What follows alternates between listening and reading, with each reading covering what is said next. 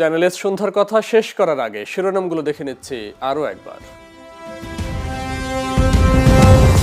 12 March ত্রয়োদশ জাতীয় সংসদের প্রথম অধিবেশন ঘিরে প্রস্তুতি সম্পন্ন। সরকারি দলের সংসদীয় সভা বুধবার সভাপতিত্ব করবেন তারেক রহমান। লন্ডনে কমনওয়েলথ বৈঠকে রোহিঙ্গা সংকট তুলে ধরলেন বাংলাদেশের পররাষ্ট্রমন্ত্রী। বৈশ্বিক চ্যালেঞ্জ মোকাবিলায় বহুপাক্ষিক সহযোগিতার আহ্বান। 5 অতিরিক্ত আইজিপি বাধ্যতামূলক অবসরে প্রশাসনে রদবদলের ধারাবাহিকতায় সরকারের নতুন সিদ্ধান্ত, পৃথক প্রজ্ঞাপনে আদেশ জারি।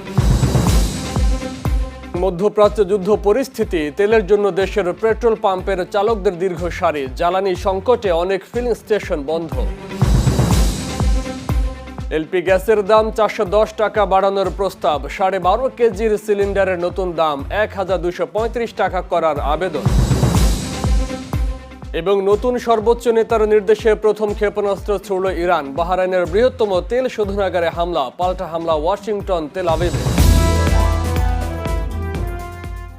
এই ছিল চ্যানেল এস সন্ধ্যার কথায়। দর্শক, চ্যানেল এস এর সব সংবাদ দেখতে ভিজিট করুন youtube.com/channels এবং facebook.com/channelsnews এই পেজে।